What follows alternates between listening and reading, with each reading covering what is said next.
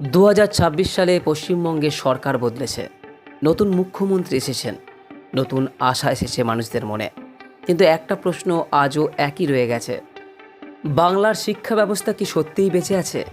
এই কথাটা কেন বলছে? কারণ বর্তমান দিনে তাকিয়ে আমরা দেখতে পাচ্ছি স্কুল আছে, বিল্ডিং আছে, মিড ডে মিল আছে, স্মার্ট ক্লাসের বোর্ডও আছে, কিন্তু শিক্ষা কোথায়? আজ বাংলার লক্ষ লক্ষ ছাত্রছাত্রী সার্টিফিকেট পাচ্ছে, কিন্তু বাস্তব দক্ষতা পাচ্ছে না। আর এই কথাটা আমি কোনো রাজনৈতিক ব্যক্তি হিসেবে বলছি না, আমি বলছি একজন শিক্ষক হিসেবে, একজন অভিভাবক হিসেবে, একজন উদ্বিগ্ন নাগরিক হিসেবে। কারণ আজ বাংলায় সবথেকে বড় সংকট শুধু অর্থনীতি নয়, সবথেকে বড় সংকট বাংলার ভবিষ্যৎ, বিশেষ করে বাংলার শিক্ষা। নতুন সরকার কি পারবে এই সংকটের মোকাবিলা করতে? একজন শিক্ষক হিসেবে শিক্ষা ব্যবস্থার কিছু দিক তুলে ধরব। আশা করব নতুন সরকার যাতে এই বিষয়ে সজাগ হয় এবং সঠিক পদক্ষেপ গ্রহণ করে। আপনারাও যদি এই দিকগুলি সম্পর্কে সহমত পোষণ করেন, নিচের কমেন্ট বক্সে অবশ্যই জানাবেন। বিশেষ করে সবার শেষে যে দুটি পয়েন্টের কথা বলবো, আপনারা আশা করি সকলেই সহমত পোষণ করবেন। নমস্কার দর্শক বন্ধুরা, আমি বালা স্যার আপনাদের সকলকে জানাই এই চ্যানেলে স্বাগত। সবার প্রথমে যে বিষয়টির কথা বলবো তা হলো, নম্বর বাড়ছে কিন্তু জ্ঞান কমছে। একটু ভালো করে ভেবে দেখুন তো, আজ থেকে 10 বছর বা 15-20 বছর আগে মাধ্যমিক বা উচ্চ মাধ্যমিকে কত নম্বর হায়েস্ট উঠত? কতজনই বা পাশ করত? আর আজকের দিনে দেখুন নম্বরের ছড়াছড়ি। ছাত্রছাত্রীরা যে ভালো নম্বর পাচ্ছে এতে কোনো আপত্তি নেই, কিন্তু বর্তমান দিনে দেখা যাচ্ছে যে আজ বাংলায় এমন বহু ছাত্র আছে যারা মাধ্যমিকে 80% উপর পাচ্ছে, কিন্তু একটা সাধারণ ইংরেজি প্যারাগ্রাফ পড়তে পর্যন্ত পারে না, বলা তো দূরের কথা। অনেকে অঙ্কে পাস করছে, কিন্তু বাজারে সাধারণ হিসাব পর্যন্ত করতে পারে না। অনেকে গ্র্যাজুয়েশন শেষ করছে, কিন্তু ইন্টারভিউ রুমে গিয়ে আত্মবিশ্বাস হারিয়ে ফেলছে। এটা কি শুধু ছাত্রছাত্রীদের দোষ? না, এটা পুরো সিস্টেমের ব্যর্থতা। আজ আমরা নম্বর তৈরি করছি, কিন্তু মানুষ তৈরি করছি না। আমরা রিপোর্ট কার্ড বানাচ্ছি, কিন্তু পার্সোনালিটি গড়ে তুলতে পারছি না। দ্বিতীয় যে বিষয়ের কথা বলবো তা হলো মুখস্থ বিদ্যার কারখানা। একটি কঠিন সত্যি কথা বলি, আমাদের শিক্ষা ব্যবস্থা এখনও কিন্তু ব্রিটিশ আমলের মানসিকতায় আটকে আছে। মুখস্থ করো, লিখে দাও, নম্বর পাও, তারপর সব ভুলে যাও। কিন্তু পৃথিবী বদলে গেছে। আজ এআইয়ের যুগ, স্কিলের যুগ, কমিউনিকেশনের যুগ, প্রবলেম সলভিংয়ের যুগ। আজ কোম্পানি শুধু ডিগ্রি দেখে না, দেখে আপনার communication skill, confidence, creativity, leadership, team work. কিন্তু আমাদের ছাত্রদের এখনও 20 পাতার উত্তর মুখস্থ করানো হচ্ছে। এভাবে কি ভবিষ্যৎ পৃথিবীর সঙ্গে প্রতিযোগিতা সম্ভব? কমেন্ট বক্সে আপনার মতামত এ বিষয়ে অবশ্যই জানাবেন। তৃতীয় যে বিষয়ের কথা বলবো তা হলো বাংলার ছাত্র পিছিয়ে পড়ছে কেন? একটা সময় ছিল বাংলার ছাত্র মানেই মেধা, বাংলা মানেই চিন্তা, বিজ্ঞান, সাহিত্য, সংস্কৃতি। আজ সেই বাংলা কেন পিছিয়ে পড়ছে? কারণ আমরা শিক্ষাকে চাকরির প্রস্তুতি হিসেবে নয়, শুধু পরীক্ষার প্রস্তুতি হিসেবে ব্যবহার করছি। ফল কি হচ্ছে? এক্সাম শেষ, ডিগ্রি শেষ, তারপর বাস্তব জীবনে কনফিউশন শুরু। কারণ ছাত্রছাত্রীদের কেউ শেখায়নি কিভাবে কথা বলতে হয়, কিভাবে ইন্টারভিউ দিতে হয়, কিভাবে স্কিল ডেভেলপ করতে হয়, কিভাবে নিজের ট্যালেন্ট চিনতে হয়। চতুর্থ যে বিষয়ের কথা বলবো তা হলো ইংরেজি নিয়ে বাস্তব সত্য। অনেক মানুষ সত্যিটা বলতে ভয় পান। আমি বলবো, আজ বাংলার হাজার হাজার ছাত্র শুধুমাত্র ইংরেজির কারণে পিছিয়ে যাচ্ছে।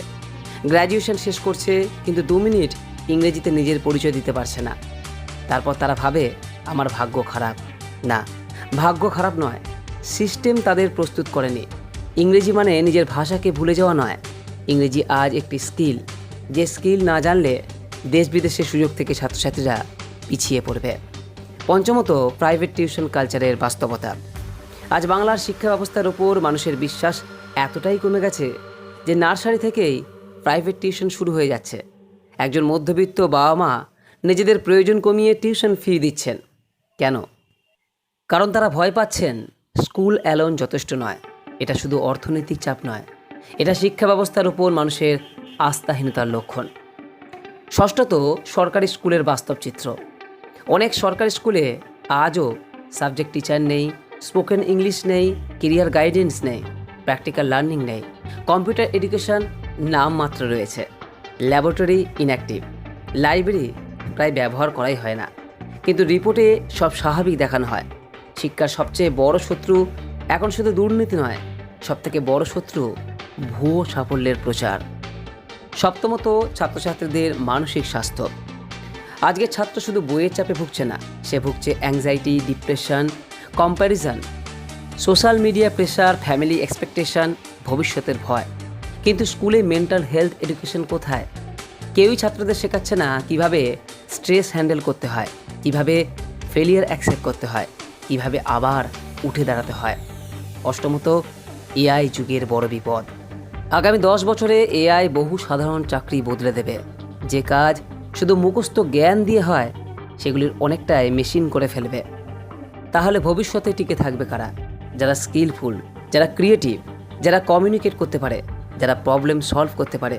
কিন্তু আমাদের শিক্ষা ব্যবস্থা এখনও ছাত্রছাত্রীদের মুখস্থ মেশিন বানাচ্ছে।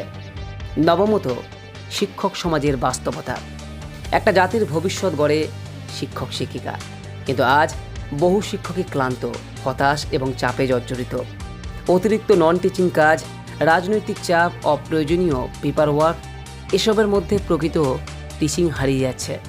একজন শিক্ষক যদি স্বাধীনভাবে পড়াতে না পারেন, তাহলে শিক্ষার মান কীভাবেই বা বাড়বে? আর তার থেকেও বড় সমস্যা, শিক্ষক নিয়োগ নিয়ে মানুষের আস্থা নষ্ট হয়ে যাওয়া। বছরের পর বছর ধরে নিয়োগ দুর্নীতির অভিযোগ, কোর্ট কেস, অপেক্ষা, বেকার যুবকদের হতাশা, এসব বাংলার শিক্ষা ব্যবস্থাকে গভীরভাবে আঘাত করেছে। একটা রাজ্যের ভবিষ্যৎ তখনই বিপদে পড়ে যখন যোগ্য ছাত্র শিক্ষক হতে চেয়েও সিস্টেমের উপর বিশ্বাস হারিয়ে ফেলে।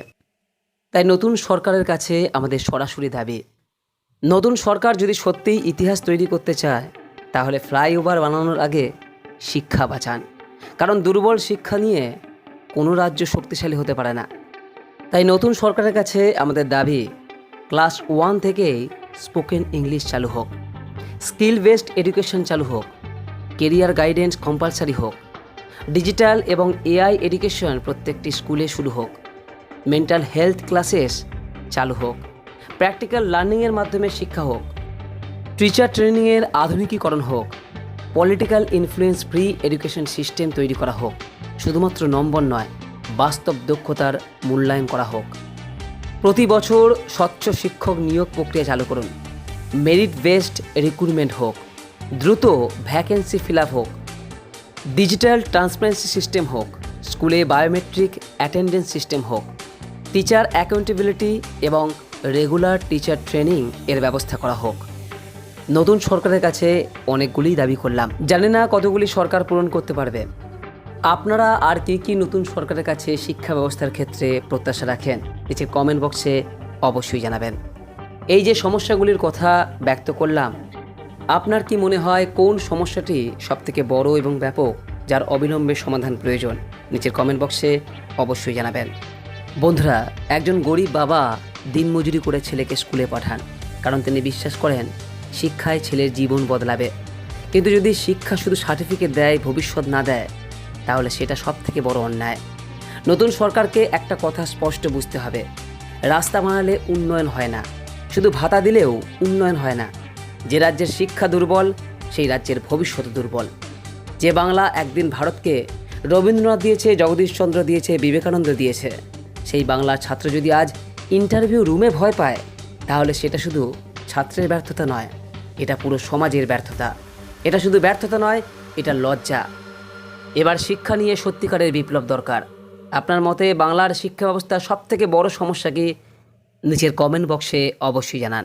আর ভিডিওটি শেয়ার করুন যাতে এই কথাগুলি সরকারের কানে পৌঁছায়। আজকের মতো ভিডিওটি এখানেই শেষ করলাম। নমস্কার, ধন্যবাদ, জয় হিন্দ, বন্দে মাতরম।